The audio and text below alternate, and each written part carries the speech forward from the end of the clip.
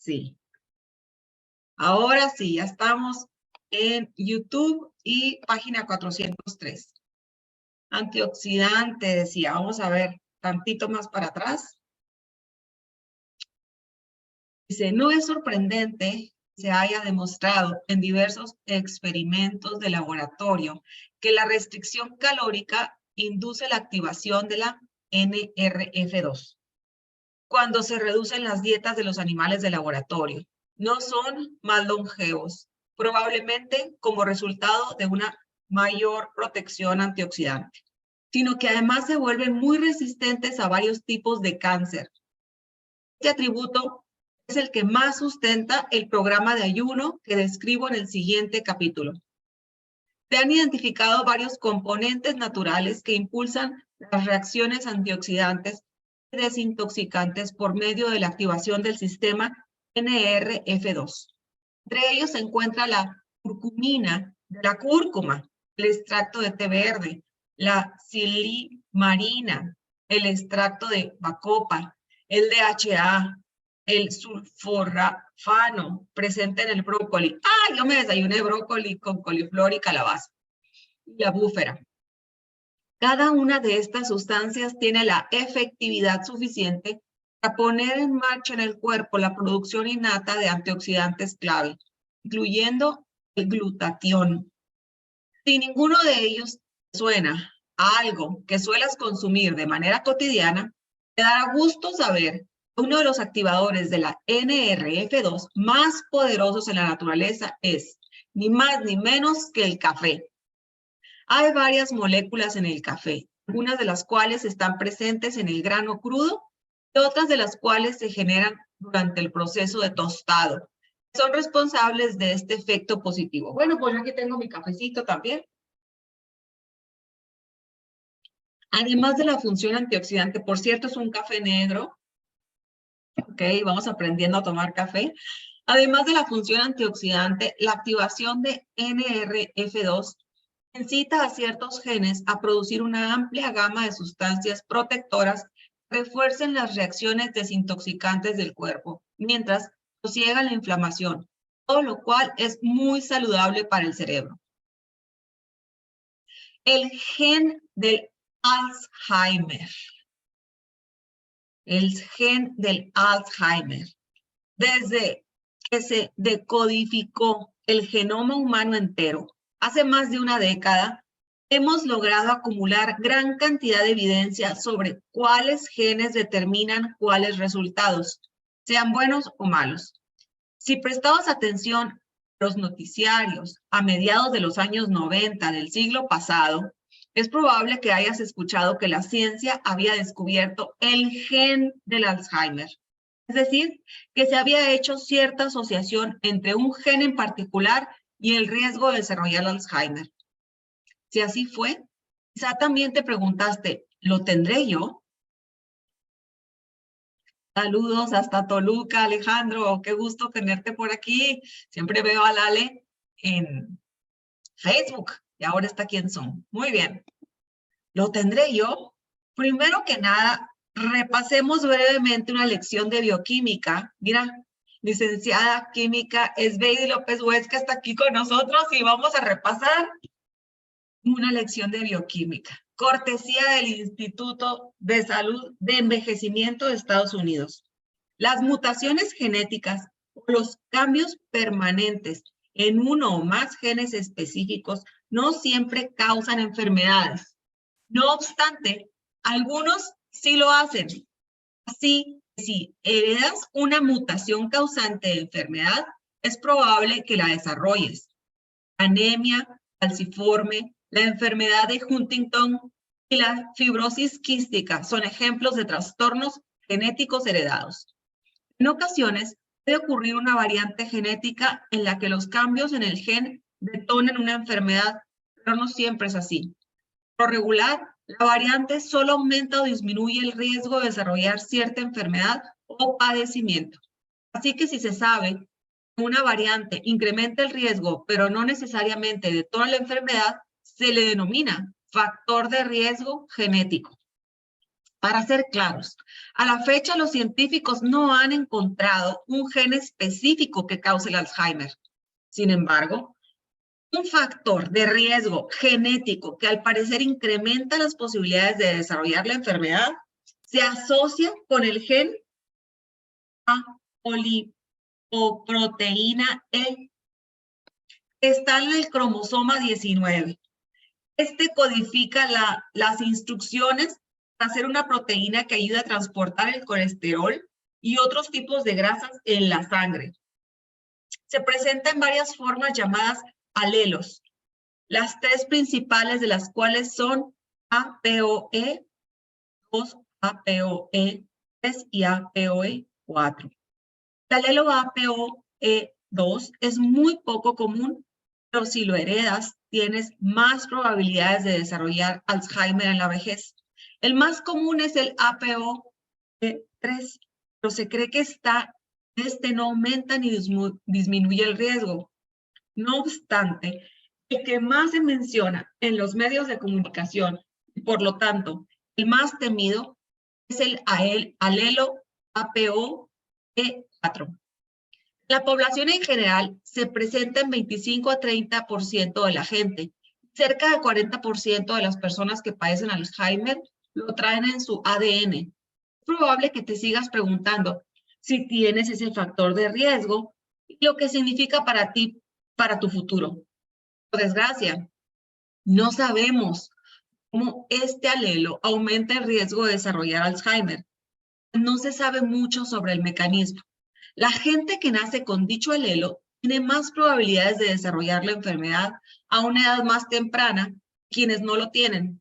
Es importante recordar que no porque hayas heredado el alelo APOE4 significa que tu destino está escrito, pues no necesariamente desarrollarás la enfermedad. Hay personas cuyo ADN lo contiene y que jamás sufren de deterioro cognitivo alguno, así como hay mucha gente que desarrolla Alzheimer que no es portadora del factor de riesgo genético. Aquí una pausa. Recuerda, la genética no te determina. Lo que hayas heredado de información genética no es destino. Es el estilo de vida el que eliges cada día si te sientas y te haces un chocomilk o te haces un Milo o te haces un yogur Yoplait con mucho mango, plátano, melón, miel, granola. Eso sí te determina. Eso sí incrementa la velocidad de envejecimiento celular porque es pura azúcar. ¿Ok? Entonces, la herencia genética, no. Es el estilo de vida. Una prueba genética puede determinar si tienes el gen, pero aún si lo tuvieras, hay cosas que puedes hacer al respecto. Mi protocolo consiste en tomar las riendas del futuro de tu cerebro, independientemente de tu ADN. No me cansaré de repetirlo. El destino de tu salud y de tu paz mental, como veremos en el siguiente capítulo, está en gran medida en tus manos. Así que dejémonos de engañar. Y checa cómo está tu vientre. Sí, porque ahí en el abdomen, ahí empieza por los intestinos, ahí empieza la inflamación. ¿Cómo está la circunferencia? ¿Cómo está tu inflamación? ¿Cómo están tus depósitos de grasa? Por mucho tiempo abusaste de la glucosa, a lo mejor de fruta porque creías que eras muy sano y se te almacenó como grasa. Bueno, sigamos. Capítulo 6. Drenado cerebral. De cómo el gluten sustrae tu paz mental y la de tus hijos. Por norma, los hombres se preocupan más de lo que no pueden ver que de lo que sí pueden. Julio César. Ay, Julio César, qué tanta razón tienes. Nos preocupamos por lo que ni aún ha pasado. Se preocupan los hombres de lo que no pueden ver que de lo que sí pueden. Fíjate, ahí estamos con los miedos de algo que es inexistente. Bueno, sigamos. Si los azúcares y los carbohidratos cargados de gluten incluidos el pan de trigo entero, y tus alimentos reconfortantes predilectos están afectando poco a poco la salud y la funcionalidad de tu cerebro a largo plazo, ¿qué otras cosas harán estos ingredientes en lo inmediato? Pueden detonar cambios conductuales, tomar control de nuestra concentración y provocar trastornos convulsivos y padecimientos anímicos como la depresión. ¿Serán culpables de las cefaleas crónicas y hasta de las migrañas? La respuesta a las dos últimas preguntas es sí. El cerebro de pan hace más que impedir la neurogénesis y aumentar el riesgo de padecer trastornos cognitivos que progresarán con el tiempo. Como ya he insinuado en capítulos previos, una dieta alta en carbohidratos inflamatorios y baja en grasas saludables afecta a la mente de manera que no solo aumenta el riesgo de desarrollar demencia, sino también el de padecer afecciones neurológicas comunes como el TDAH, ansiedad, síndrome de Tourette, enfermedades mentales, migrañas y hasta autismo. Hasta ahora me he concentrado principalmente en el deterioro cognitivo y en la demencia. Ahora veremos los efectos destructivos del gluten en el cerebro desde la perspectiva de estos trastornos conductuales y psicológicos comunes. Comenzaré con las afecciones que suelen diagnosticarse en niños y luego cubriré una amplia gama de problemas que se presentan en personas de cualquier edad. Lo que es un hecho es que eliminar el gluten de la dieta y adoptar un estilo de vida libre de azúcar suele ser el boleto más directo para sosegar estos padecimientos que afectan a millones de personas. Además de que este tratamiento simple en varias ocasiones logra reemplazar las terapias con medicamentos. El papel del gluten en los trastornos conductuales y motores. Aquí nos hablan. ¿Cuántos de nosotros no hemos llegado a decir, es que ando muy ansiosa, no sé por qué ando depre, fíjate que he estado muy nerviosa, se me olvidan las cosas, soy muy distraída, muy dispersa, no me concentro? Bueno, aquí nos hablan el papel del gluten en los trastornos conductuales y motores. Les grito a los que más quiero, soy de mecha corta, me enojo muy fácil y con mis hijos y con mi esposo o con mi esposa. Aquí nos hablan. No te hagas a un lado, sí, aquí nos hablan. Cuando vi a Stuart por primera vez, acababa de cumplir 4 años. Lo llevó a mi clínica. Su madre, perdón, Nancy, a quien conocía desde hace varios años, pues era una fisioterapeuta que había atendido a muchos de mis pacientes. Nancy comenzó describiendo su preocupación por su hijo y me reportó que, aunque no había notado nada raro en él, su profesora de preescolar sentía que era inusualmente activo y sentía que sería buena idea someterlo a una evaluación. Yo no era el primer médico en verlo. La semana antes de la consulta, la mamá de Stuart lo había llevado al pediatra y lo diagnosticó con TDAH, o déficit de atención o hiperactividad, como ustedes lo conocen. Y le había recetado metilfenidato. Ay, esto de estar medicando a los niños, no, por Dios, no queremos ni estar medicados los adultos. Ahora imagínate, los niños. A Nancy le preocupaba legítimamente el hecho de medicar a su hijo, lo cual la motivó a buscar otras opciones. Ay, bendito sea Dios, ojalá que haya muchas mamás así. Empezó por explicarme que su hijo tenía arrebatos de ira frecuentes y que temblaba sin control cuando se frustraba. Me explicó que su profesora de preescolar se quejaba de que Stuart era incapaz de mantenerse concentrado en las actividades, lo cual me hizo preguntar qué tipo de actividades requieren la concentración absoluta de un niño de 4 años. El historial médico de Stuart era revelador.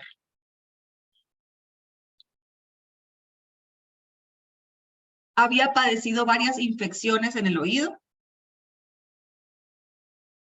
y le habían recetado incontables ciclos de antibióticos.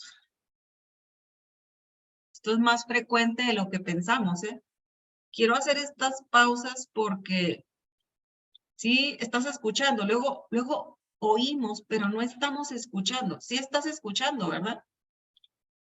Esto es más frecuente de lo que pensamos. El historial médico de Stuart era revelador. Había padecido varias infecciones en el oído y le habían recetado incontables ciclos de antibióticos.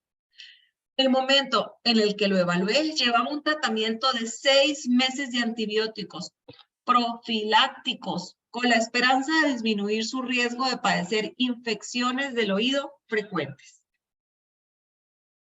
Pero más allá de esos problemas del oído, Stuart se quejaba constantemente de dolores en las articulaciones, tanto que también le habían recetado naproxeno, un fuerte antiinflamatorio.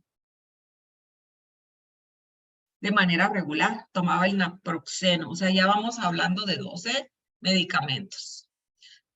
Supuse que Stuart no había sido amamantado, información que después confirmé. Hay 3 cosas importantes que noté durante el examen. En primer lugar, respiraba por la boca, lo cual indicaba, sin lugar a dudas, que padecía una inflamación constante de las fosas nasales.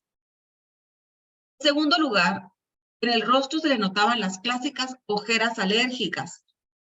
En tercera instancia, sin duda era un niño muy activo que no podía pasar más de 10 segundos sentado y se levantaba cada rato a explorar hasta el más mínimo rincón del cuarto de examinación y a romper la tela quirúrgica que suele recubrir la mesa de exploración de los consultorios. No fue un examen exhaustivo. Le hice una prueba simple de sensibilidad al gluten que mide los niveles de anticuerpos contra la gliadina, una de las proteínas del trigo. Como imaginaba, los niveles de Stuart rebasaban 300% los valores considerados normales por el laboratorio. En lugar de usar un medicamento para tratar los síntomas, mejor decidimos atacar la causa del problema, es decir, la inflamación. No estemos tapando como con curitas los síntomas, lo que se ve el follaje del árbol. Vámonos a la raíz, a lo que no tan simple se ve, aunque te está hablando a gritos. El organismo físico habla, la enfermedad habla, el dolor habla, la inflamación habla.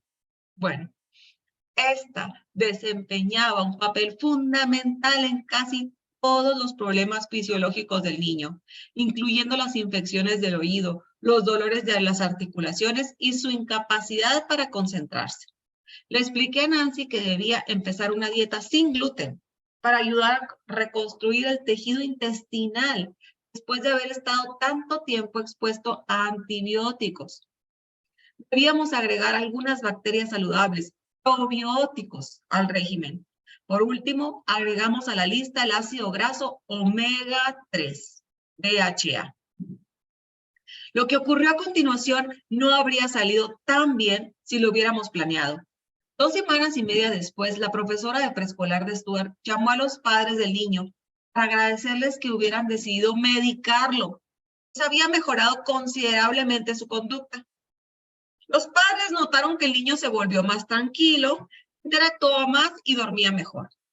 No obstante, la transformación no la ocasionó el medicamento, sino que fue producto solo de la dieta que le permitió tener mejorías considerables en su salud y en su comportamiento. 2 años y medio después recibí una carta de Nancy que decía: acabamos de inscribirlo a la escuela como el alumno más joven de la clase. Saca excelentes calificaciones en comprensión de lectura y en matemáticas y ya no anticipamos mayores problemas de hiperactividad. Ha crecido tan rápido que ya es uno de los niños más altos de su salón.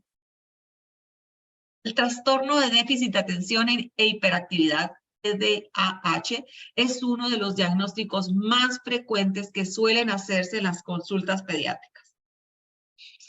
A los padres de los niños hiperactivos se les hace creer que sus hijos tienen un tipo de enfermedad que limitará su capacidad de aprendizaje.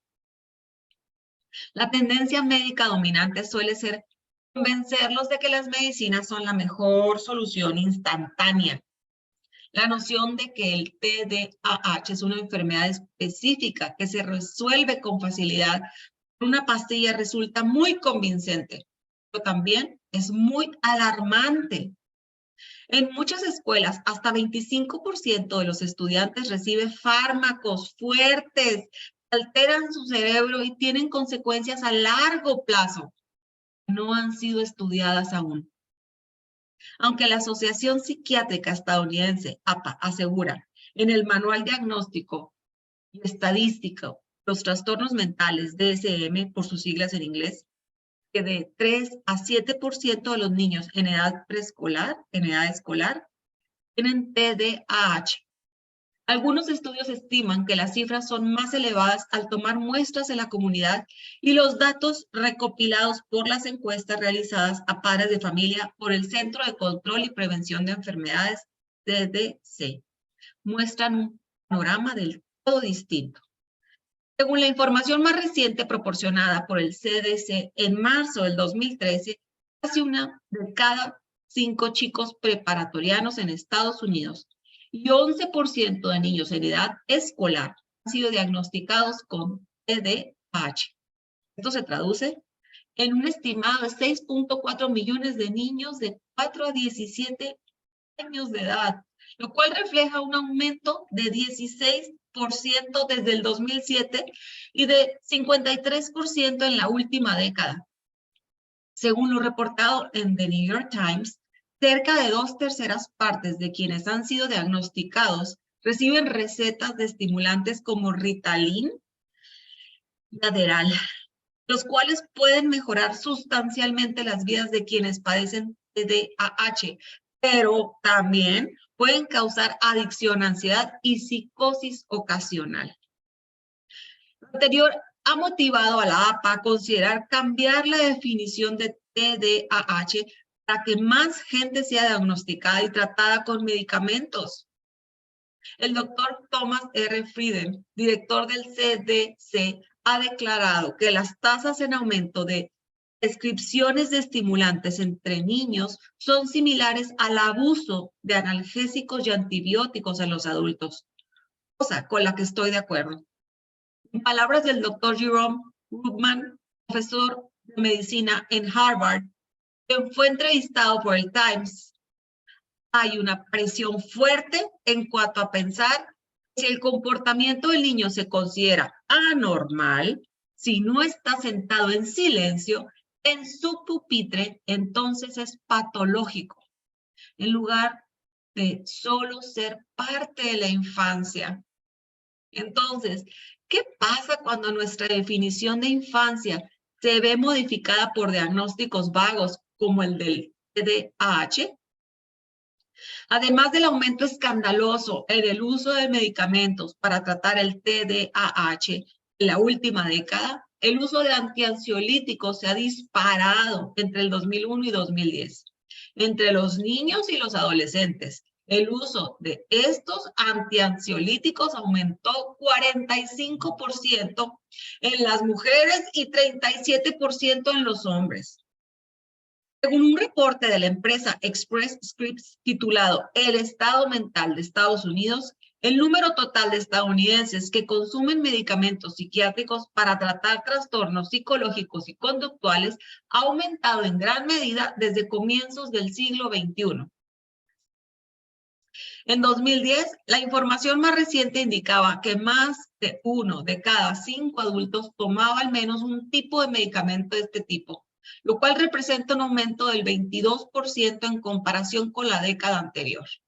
Curiosamente, las mujeres son más propensas a tomar fármacos para tratar algún padecimiento mental que los hombres.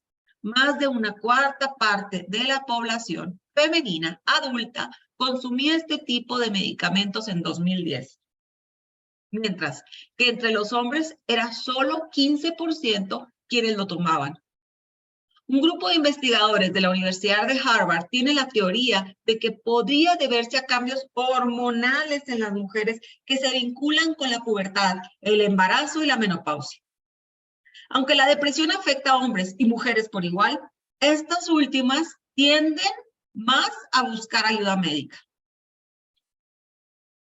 11% de los estadounidenses mayores de 12 años toman antidepresivos.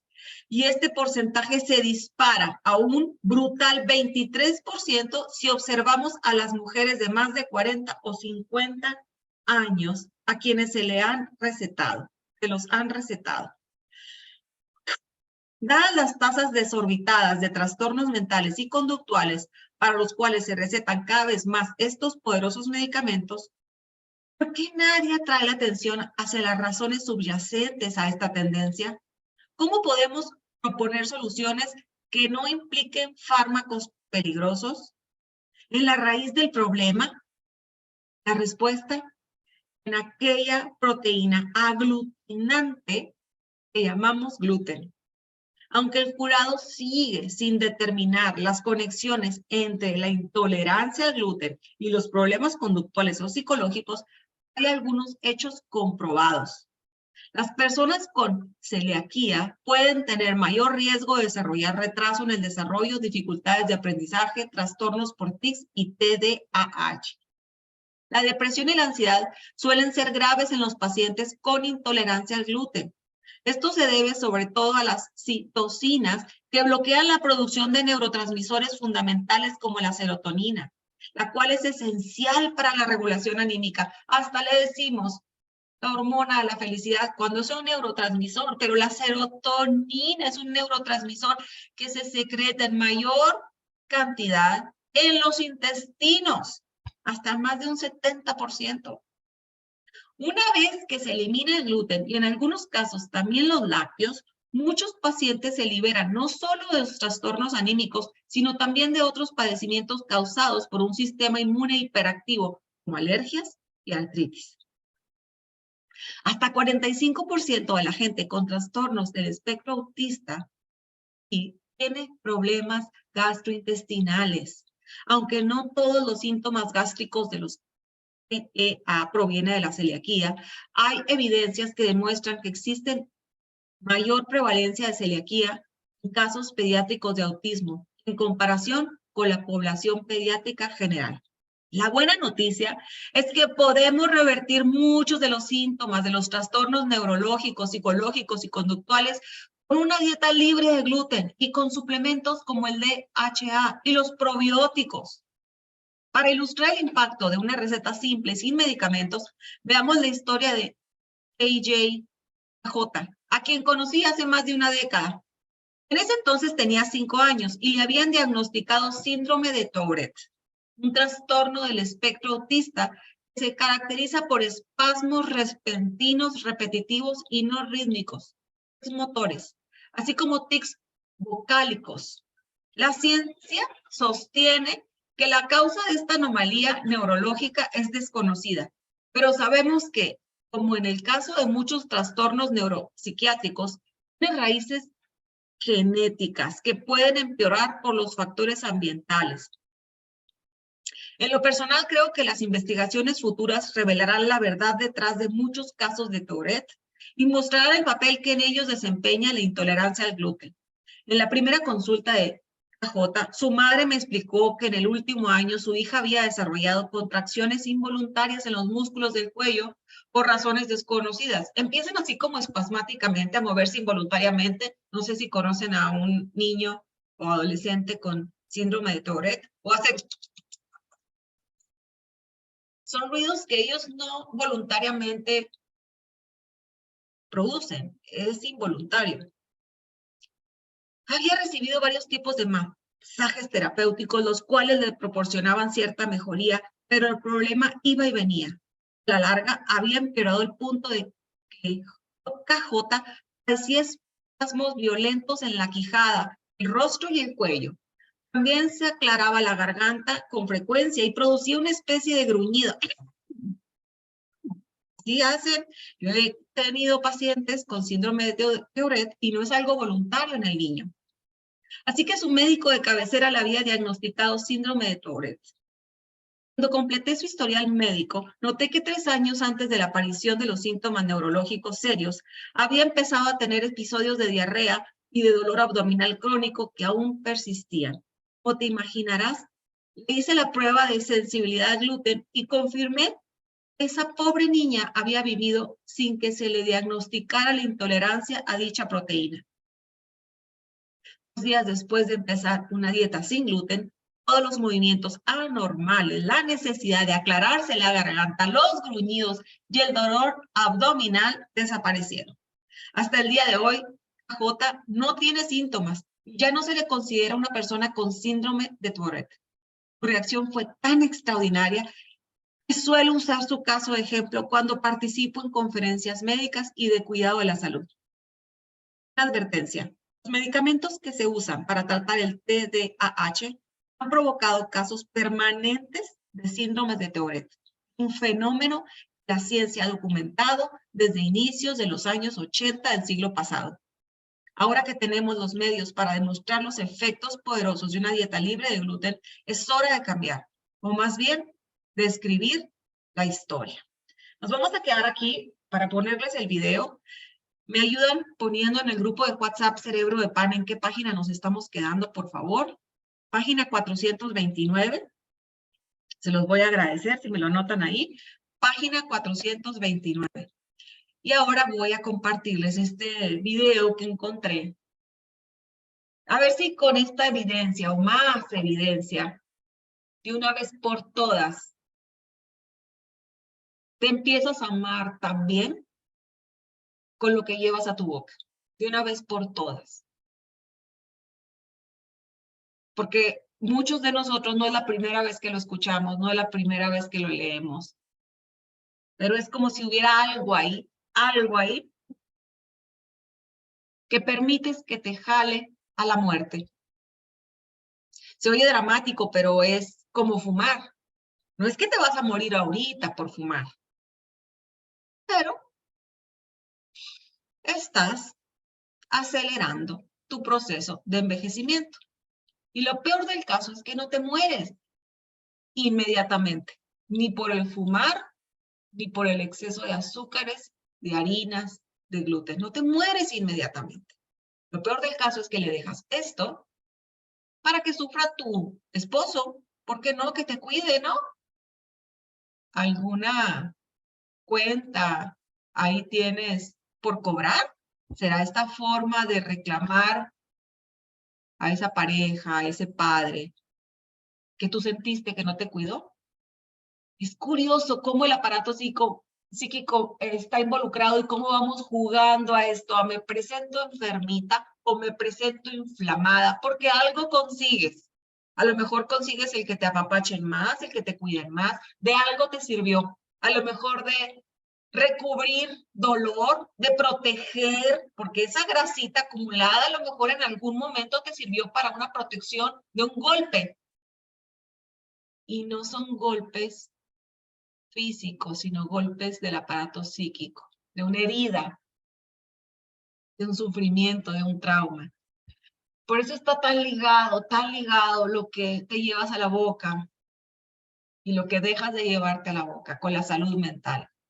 Empieza por lo que tú puedes ahorita, empieza por decir, ok, ya, limpia tu refrigerador, limpia tu alacena, deshazte de eso que tú sabes que caes. No vayas al supermercado, no vayas a la recaudería por cosas que tú sabes que en eso caes. Procúrate, procúrate más vegetales, procúrate grasa sana, procúrate la proteína que tú vas a querer, pollo, pescado, mariscos, carne. Procúrate tu Smart Shake para que sea ese alimento en la mañana o en la noche, con la leche de tu preferencia. Procúrate tu Natural Balance para que sea eso que te va a salvar de los atracones, para que te tomes tu Natural Balance de fresa, de vainilla, de chocolate, con un caldo de verduras cada vez que te entre la urgencia, porque sabes que es tu adicción al pan, a las conchas, a las donas, no sé, procúrate tu probiótico. Ya va a estar disponible en México en unas 2 semanas más. Estate muy pendiente si es que ya se te acabó. Procúrate tu Wellness Pack, tus vitaminas, tus minerales, son tus micronutrientes. Procúrate tu fibra, porque proteína, fibra, grasa sana te va a dar esa sensación de saciedad durante más tiempo. Bueno, vamos a ver el video y con esto damos gracias, ¿les parece? Ya es tiempo, ya, no lo pospongas más. No solo por ti, no seamos egoístas, sino por tus seres más queridos. Lo primero que se te va a quitar y va a cambiar cuando tú quitas azúcar, lo dijiste perfectamente, quitas neurosis y cambia todo tu sistema emocional. Completamente cambia. O sea, los neuróticos que le bajen al azúcar. Le bajen al azúcar. Es un tema de una adicción muy fuerte que hoy es una plaga asesina. De 60,000 productos que hay en un Walmart, 50,000 tienen gluten y casi 35,000 traen azúcar. Entonces, el tema del gluten y el azúcar es una droga que llegó para quedarse. La implementaron los gringos en específico en su pirámide alimenticia mal hecha. Y yo creo que financiada por la industria farmacéutica. Está financiada por la industria farmacéutica y lo que quieren es que estés adicto a comida procesada, a comida que está en latas, que está en cajas. Por eso todos somos adictos a panes, tortillas, galletas, pastelitos. Todo eso es una combinación perfecta, bien diseñada por el sistema, de dos elementos que te hacen sentir mal todos los días: gluten y azúcar. Y el gluten es un tema tan profundo que la gente, sin darse cuenta, si tú quitas el gluten de tu vida, te vas a desinflamar a un nivel que no lo podrías creer. Si estás hinchado o estás gordo y quitas el gluten, en 14 días estás completamente desinflamado y sintiéndote bien. Es algo bien tremendo. Fíjate que yo en noviembre andaba en Cuba, en La Habana.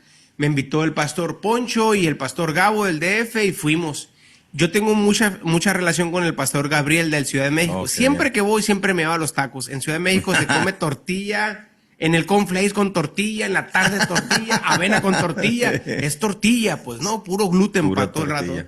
Entonces, cuando estábamos en Cuba, pues en Cuba no hay leche, no hay tortilla, en Cuba no había huevo, no hay pescado, ¿no? Entonces, llegamos y mi amigo Gabriel Ortigosa, que le encanta la tortilla, siempre ha tenido problemas en la panza, problemas estreñimiento. Estreñimiento. Siempre anda ahí con su fibra y para todos lados y le batalla, ¿no?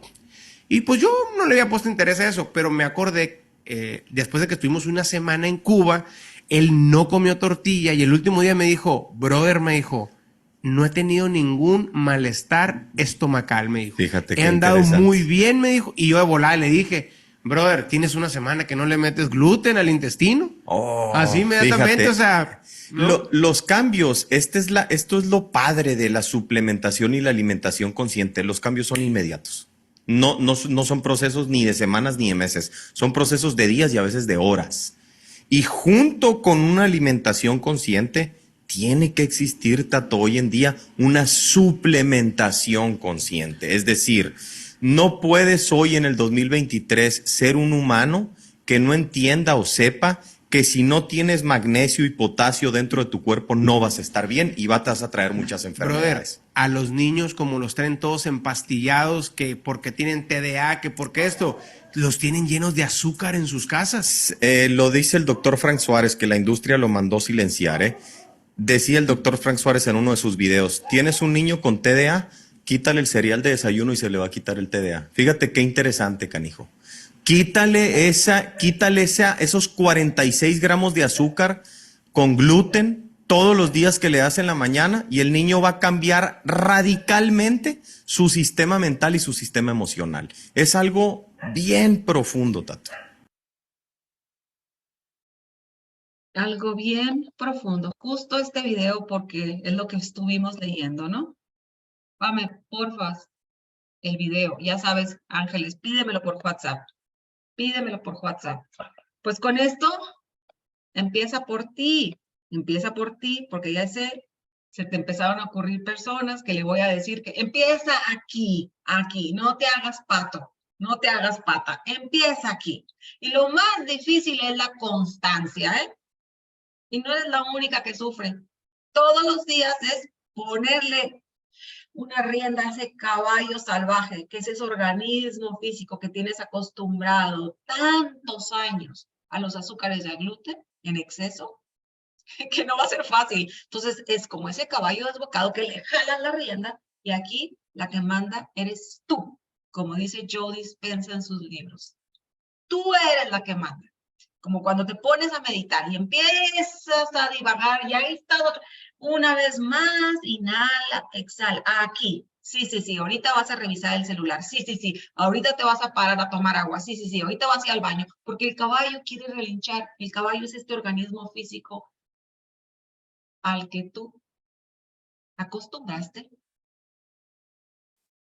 a tantas distracciones, a tanta azúcar, a tanta harina refinada. Y que va a relinchar, obvio, pero tú mandas, tú le dices, espérate, ahorita así está bien para ti, ¿ok? Entonces, vamos a ponerle la rienda a este organismo físico y a mandar nosotros de una vez por todas, ¿les parece? Damos gracias y nos vemos para continuar con la lectura de Cerebro de Pan este jueves. Mañana tenemos con nuestra amiga bióloga Angie Bustamante colesterol y triglicéridos. Va a estar buenísima la charla. No se te olvide, 9 de la mañana, Angie Bustamante, bióloga, colesterol y triglicéridos, ¿vale? Nos vemos mañana y el jueves seguimos. Lindo día.